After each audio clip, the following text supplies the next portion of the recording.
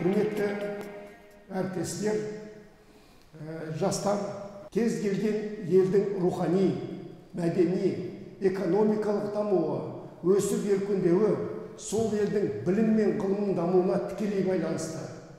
Бүгін Қазақстанда болып жатқан түрлі бағыттардағы өзгерістер білім беру қызметіне жаңаша қарауды, қол жеткен табыстарға сын көзбен бағалай отырып, саралауды талап етіп отыр. Жастардың болашақ мамандықты таңдауы терең ойланып, мемлекеттегі елеулі өзгерістерді ескере отырып, дұрыс шешім қабылдауы аса маңызды. Жастарға сапалы, жан-жақты білім беруде, ауыл шаруашылық ғылыммен дамытуда 90 жыл бойы үздіксіз атсалысып келе жатқан жоғары оқу орындарының ішіндегі бірегейі Қазақ ұлттық аграрлық университеті. Бүгінде университетіміз әлемдік деңгейдегі ғылыми инновациялық орталыққа айналып отыр. 2020 жылы университетке ұлттық ғылыми зерттеу мәртебесі беруге үкімет қаулы дайындалуда. Тағы да бір айта кететін ерекше жаңалық, бакалавриаттың мемлекеттік тапсырыс бағасы ұлттық университеттерде бір адамға 826.900 теңге тағайындалып отыр. Яғни 1,3 есеге көбейіп отыр. Ветеринария мамандығы бойынша бұл көрсеткіш 1,082.600 теңге болды. Яғни 1,7 есеге өсіп отыр. Докторантураға арналған мемлекеттік тапсырысқа бөлінген қаржының көлемі 1,5 есе өсті. Бір адамға 1,900,000 теңгеге жетіп отыр. Магистратура бойынша мемлекеттік тапсырыс құны өзгеріссіз қалды.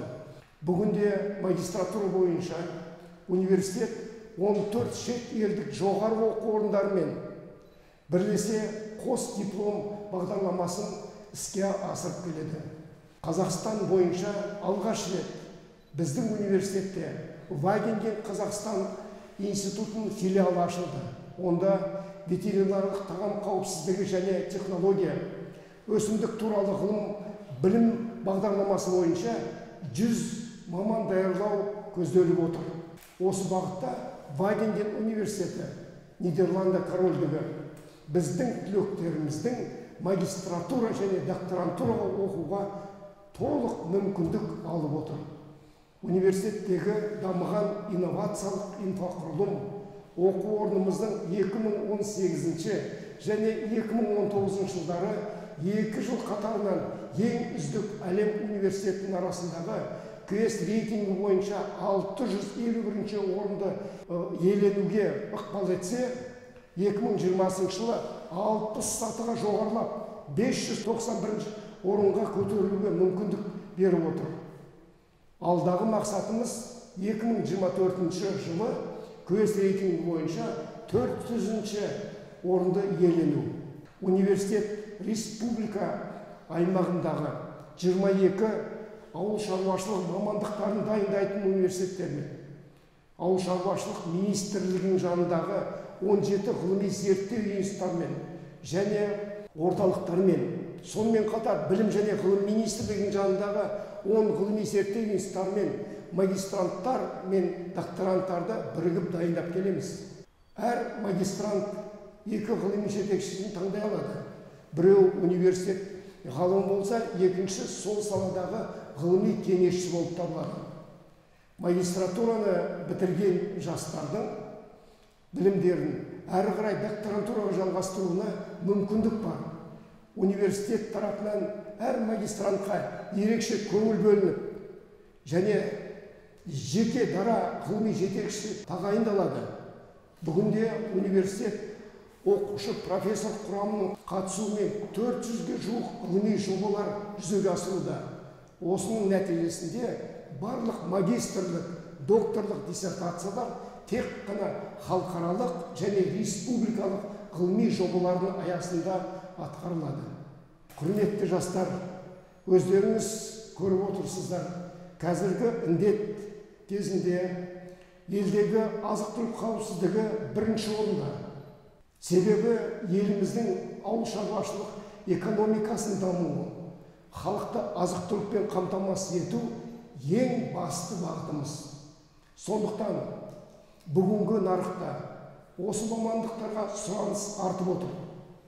Еліміздің, жеріміздің көркеюіне атсалысып, еңбек еткісі келген ауыл жастарының біздің университет мамандықтарын таңдауына шақырамыз. Назарларыңызға университет туралы бейнефильмді ұсынамыз. Биылғы жылы еліміздің жетекші аграрлық жоғары оқу орны саналатын Қазақ ұлттық аграрлық университеті 90 жылдық мерейтойын атап өтпекші. Бүгінгі таңда оқу орнымыз әлемдік деңгейдегі ұлттық зерттеу университеті ретінде дамып келеді. Университетте озық ғылыми зерттеу инфрақұрылымы жолға қойылған. Халықаралық агенттіктері аккредитациясын өткен агротехнологиялық хаб, су хабы, 7 ғылыми зерттеу институты, 8 инновациялық орталық, 31 ғылыми зертхана тиімді қызмет атқаруда. Нақты ғылыми жобалар негізінде құрылған 18 халықаралық зерттеу орталықтары белсенді жұмыс атқарып келеді.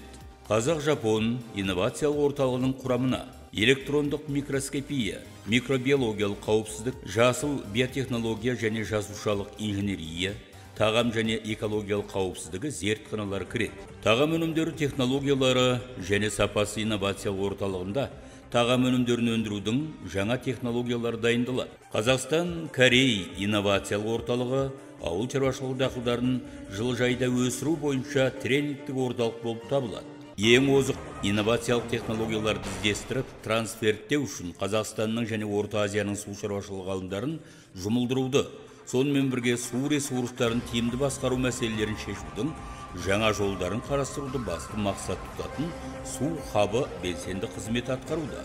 Тұрақты егін шаруашылығы зерттеу орталығын жабдықтау, егістіктегі мәселелерді ұшқышсыз ұшатын аппарат пен роботталған алаңдардың көмегімен санаулы минуттарда бағалауға және фермерге дәйекті ұсыныс беруге мүмкіндік жасайды. Табиғи ресурстар мен агроэкожүйенің тұрақты дамуын басқаратын зертхана іске қосылған.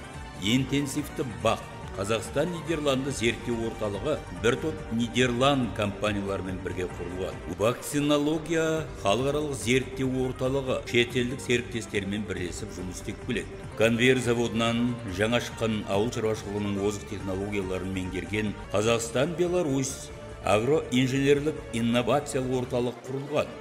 Оқу өндірісі базасында агротехнологиялық парк құрылған. Соңғы үлгімен жабдықталған ситуациялық орталықта онлайн консалтингтің кеңес беру жүйелі түрде өткізіліп тұрады. Университет 9 халықаралық және ұлттық рейтингтерде өзіне лайықты орынға ие. Соңғы жылдың өзінде оқу орнымыз QS 2021 әлемнің ең озық университеттерінің рейтингінде былтырғымен салыстырғанда 60 орынға көтеріліп, 591 орынды иеленді. Бұл жетістіктердің Қазақ ұлттық аграрлық университетінің ұжымының ертеңгі күнге сеніммен қарап, 90 жылдық мерейтойын абыроймен қарсы алып, әлемнің жетекші университеттерімен әріптестікті нығайтуына зор мүмкіндік берері сөзсіз.